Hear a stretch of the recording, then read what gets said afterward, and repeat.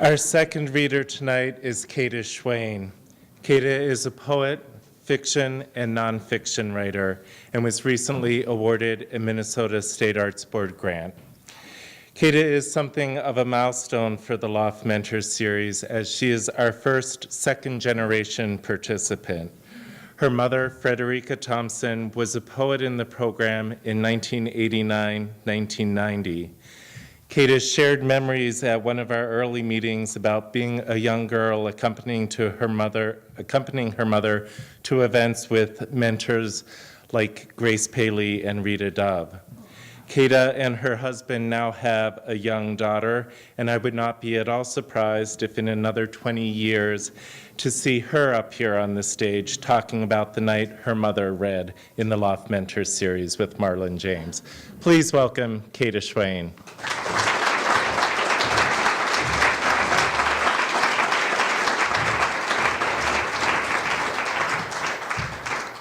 Yes, although thank God my child is home in bed tonight.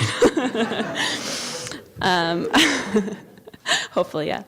Thank you to the Jerome Foundation. Thank you to the Loft. Thank you, Jared, for keeping us in line. Thank you, other mentees, for your awesomeness. Thank you, nonfiction mentees, for keeping hope alive. Thanks to Dinty Moore. Thank you, John Hildebrand, for your guidance and your true confidence in our work. Thank you, Maggie, for the cougar.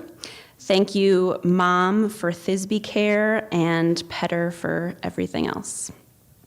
I'll read the first couple pages from my manuscript, A Year in the Village, and then I'm going to move on to a section later in the book.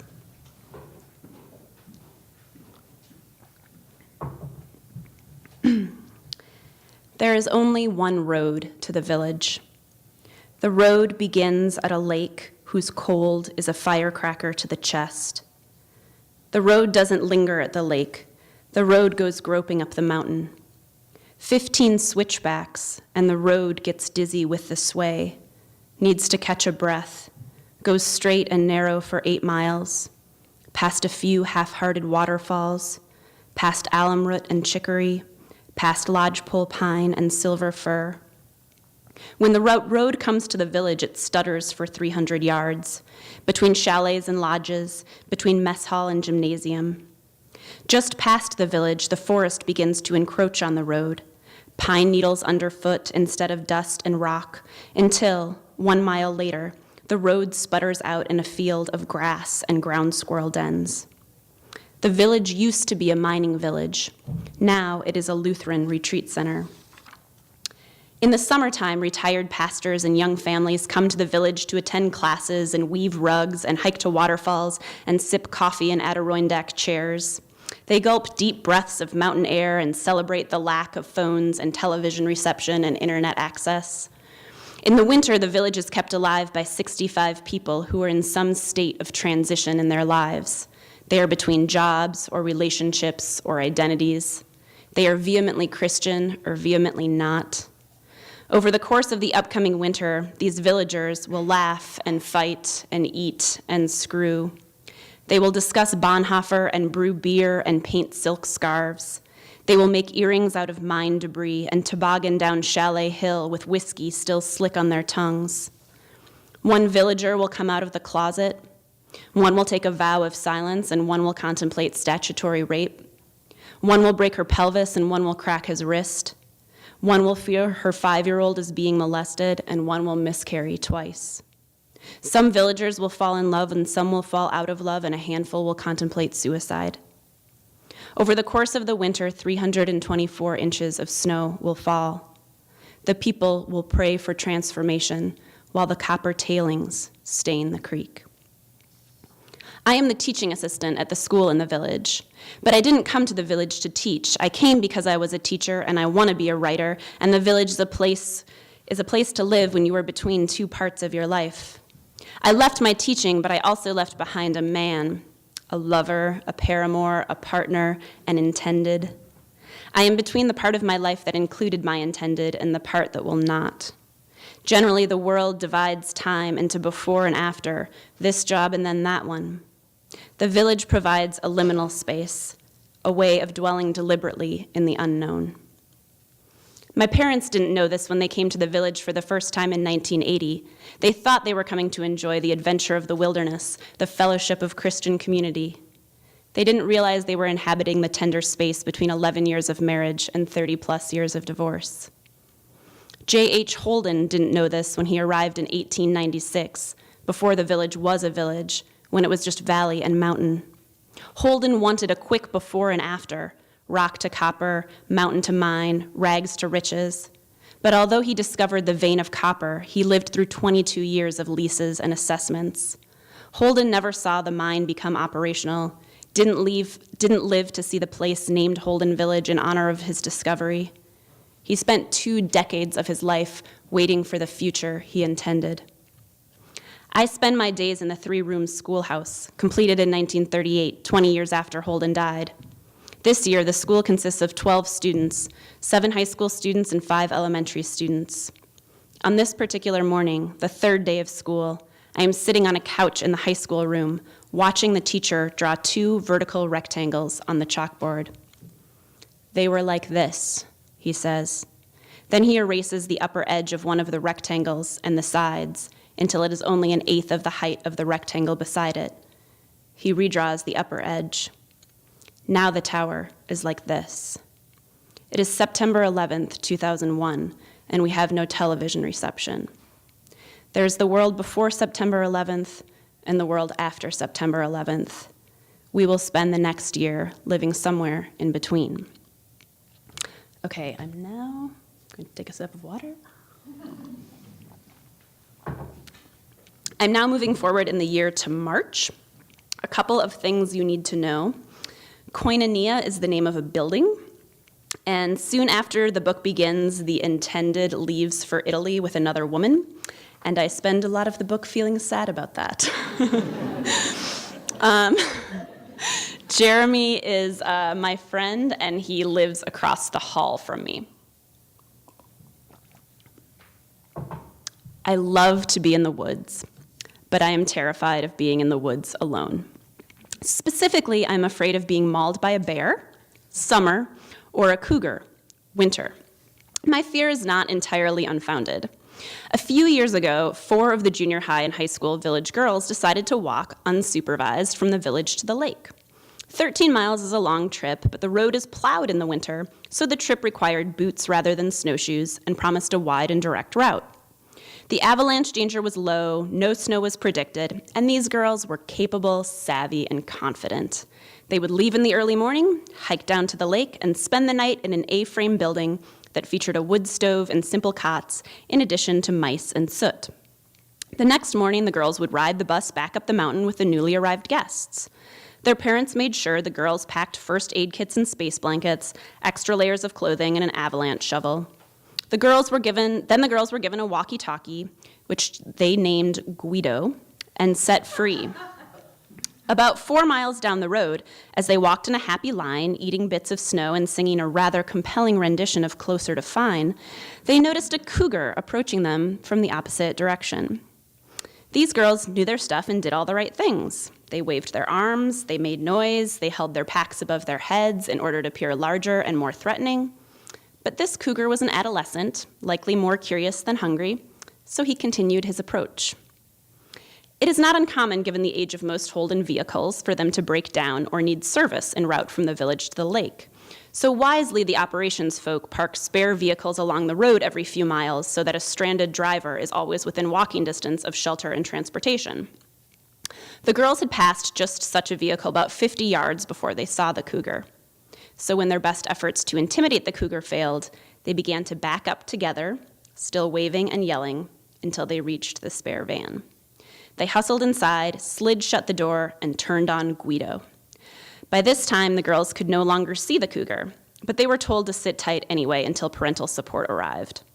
When, 15 minutes later, the second van did arrive, the parents noticed the cougar, still curious and hungry, waiting patiently below the van, while the girls ate granola bars and played hangman inside it. Ironically, the cougar confrontation did nothing to change the relationship those girls had and still have with the woods. They went on being capable and savvy and confident. But I think of that cougar each time I move outside of the periphery of the village. I think of its slow and curious amble, closer and closer and closer. I'm now skipping a scene in which, after a conversation with a friend, I decide it's time to confront the cougar and practice the art of fearless living. 3 days after the conversation, I waddle across the hallway and into Jeremy's room dressed in snow pants and down coat and boots. I tell Jeremy that I'm going out to the rock behind the school, the one beside Railroad Creek, and that if I'm not back in 20 minutes, he should come looking. Jeremy, a wilderness first responder who enjoys solo ice climbing trips, looks up from his book and rolls his eyes at me.